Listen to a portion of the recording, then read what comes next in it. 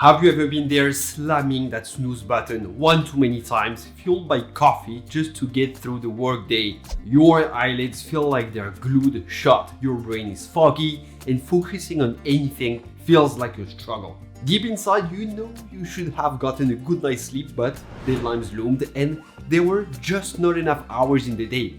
But as surprising as it may sound to you, recent research has shown that prioritizing sleep could actually be one of the most productive things you can do. That's right, getting enough sleep is not just a nice to have, it's the key to unlocking your full potential and achieving way more in less time.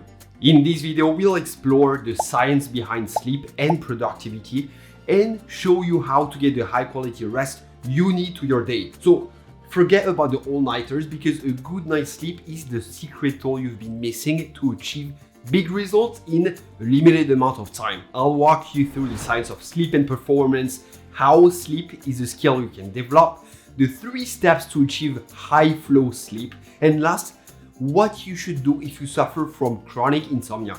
Let me begin with the science of sleep and performance. Our brains are amazing organs, constantly processing information and controlling everything we do. But just like any high-performance machine, they need regular maintenance to function at their best. And that's where sleep comes in. During sleep, our brains go into a state of repair and rejuvenation. Cellular waste products are cleared out, memories are consolidated, and new neural connections are formed. And this restorative process is crucial for peak cognitive performance. Now, let's talk about flow states, those moments of intense focus and effortless productivity where you feel completely in the zone. Studies show that sleep deprivation significantly affects your ability to achieve flow. When you're sleep deprived, your attention span decreases, your creativity is blocked, and your decision-making skills suffer. So if you try chasing flow state on an empty sleep tank, it will never work well. You simply don't have the cognitive resources to reach that peak state of performance. So the bottom line is that getting enough quality sleep is not just about feeling rested, it's the foundation for cognitive performance. When you feel rested, you can focus better, learn faster, make better decisions, and unlock your full creative potential. So prioritizing sleep is not a luxury, it's a productivity skill. I remember when I started creating content while having an extremely aggressive deadline in my job as a management consultant and trying to keep working out every day. I fell victim to the hustle horror mentality. Sleep? I reminded myself that old saying, I'll sleep when I'm dead. And I thought the longer I work, the faster I'd achieve success. But here's the thing, it backfired. My body ached, my brain felt like mush, and I lost clarity. So instead of being a productivity machine, I became quite irritable and short-tempered. This lack of sleep not only impacted my health because I injured my shoulder, but also impacted my ability to connect with clients and colleagues. I wasn't at my best, and it showed. Presentations felt like big struggles and conversations became frustrating because I couldn't think clearly. And that's when I knew something had to change. And don't get me wrong here, I'm not saying you shouldn't hustle because it is the required way to reach any form of success. I am saying that hustling is a good tactic but a poor strategy. Working hard for long hours for a bit is great, but on the long run, it is more destructive than anything else. In my opinion, it should be controlled and temporary. Now, we often think that sleep is entirely passive and that we don't have much control over it. However, sleep is actually a skill that you can learn and improve. Many people believe sleep is just something that happens to you like the weather, but that's a myth. Just like any skill, improving your sleep requires effort and consistency. And the good news here is that with a few tweaks to your habits, you can become a sleep master and unlock tremendous benefits. There is a set of practices that can create an environment conducive to good sleep. Things like maintaining a consistent sleep schedule, creating a relaxing bedtime routine, and optimizing your sleep environment can make a world of difference. And by establishing good sleep habits, you are essentially training your brain and your body to know when it's time to wind down and prepare for sleep. Just like practicing an instrument or sport, the more you prioritize sleep, the better you'll become at achieving quality sleep. So now let me deep dive into the 3 key steps to optimize your sleep. First, optimize your sleep schedule. Let's talk about jet lag. You know that feeling of exhaustion after a long flight across time zones. We all know the struggle. Your body's natural sleep-wake cycle is thrown out of whack, leaving you feeling groggy and out of it. But did you know that there's a similar phenomenon happening closer to home? It's called social jet lag, and it's silently sabotaging your sleep. Essentially, social jet lag occurs when your sleep schedule drastically changes between weekdays and weekends. When you think about it, you go through the work week with an early alarm, then comes Friday night and you pull late nights, sleep-ins, and suddenly your internal clock is really confused, just as if you were traveling across the globe. This inconsistency disrupts your body's natural sleep-wake cycle, also known as your circadian rhythm. And just like jet lag, it throws your hormones off balance, making it harder to fall asleep at night and wake up feeling refreshed in the morning. The good news is social jet lag is entirely preventable, and here consistency is king. Here's how to create a sleep schedule that works for you every single day. Set a consistent sleep schedule. Go to bed and wake up at the same time each day, even on weekends. This trains your body to expect sleep at a certain time, making it easier to drift off and wake up feeling energized. Then adjust gradually. If your current sleep schedule is extremely off, adjust it gradually. Aim to shift your bedtime and wake up time by no more than 15 to 30 minutes per night until you reach your desired schedule. So if you currently wake up at 7:30 and aims at waking up at 6, start by waking up at 7, then 6:45, then 6:30 the day after until you reach 6 o'clock. Then embrace early bird life, because waking up earlier might sound exhausting, but it sets the stage for a more productive day and allows you to wind down naturally in the evening. Then plan your weekends. While some flexibility is okay, try to keep your weekend sleep schedule within a reasonable range of your weekday routine. Late nights followed by your super late mornings will disrupt your progress. Let's be realistic. Waking up and going to bed at the exact time every day, no matter if it is a weekday or the weekend, can be really challenging.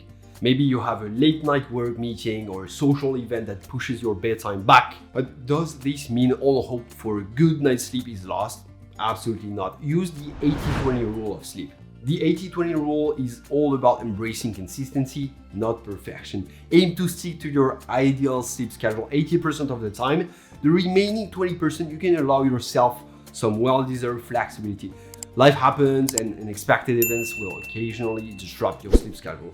Think of it like this: missing your bedtime by an hour once a week isn't the end of the world. The key is to get back on track as soon as possible. And by prioritizing sleep 80% of the time and making small adjustments when needed, you're sending a very powerful message to your body. Essentially, you're reinforcing the importance of sleep and creating a foundation for healthy sleep habits that will benefit you in the long run. Now, second, create a sleep sanctuary. Creating a sleep sanctuary is crucial. The rule is to go to bed blind, cold, deaf, and hungry. I know it sounds a little harsh, but trust me, that's how it works. Go to bed blind. Light disrupts the production of melatonin, the hormone that regulates sleep. The light of electronic devices in the room, city lights, or sun during the morning can interrupt your sleep. So invest in blackout curtains or sleep masks to block out any light sources. Because even the faint glow of an alarm clock can disrupt your sleep. So consider a clock with a low light display. Then go to bed cold. Your body temperature naturally dips as you prepare for sleep. An ideal sleep environment is cool, around like 65 degrees Fahrenheit or 18 Celsius. A fan or lightweight bedding can help regulate the temperature and create a more comfortable sleep environment. Then go to bed deaf. Noise pollution is a major sleep disruptor. Even light noises from the fridge or the fan can disrupt your sleep patterns without you even realizing it. Eliminate distractions by silencing your phone notifications and using earplugs, or listen to white noise to block out all the unwanted sound. Then go to bed hungry. Eating a big meal before bed can disrupt your sleep. Your body is busy working on digestion, not resting. And this can lead to heartburn, discomfort, and difficulty falling asleep. Also, spikes and crashes in blood sugar levels caused by heavy meals disrupt sleep and leave you feeling hungry in the night. And also, certain foods can mess with melatonin production. So avoid eating large meals within 3 hours of bedtime. A sleep sanctuary is a dedicated space for relaxation and rejuvenation.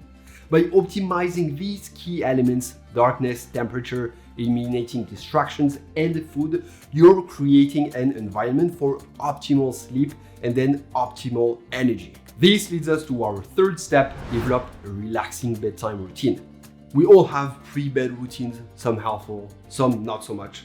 And scrolling through social media while sipping a double espresso might seem a little off. The key to a good night's sleep lies in establishing a relaxing bedtime routine that signals to your body it's time to wind down and prepare for sleep. So let's talk about some habits to avoid before bed. Caffeine. Caffeine is a stimulant that can stay in your system for hours. The recommendation is to avoid caffeinated drinks like coffee, soda, or energy drinks 10 hours before your bedtime to prevent them from interfering with your sleep.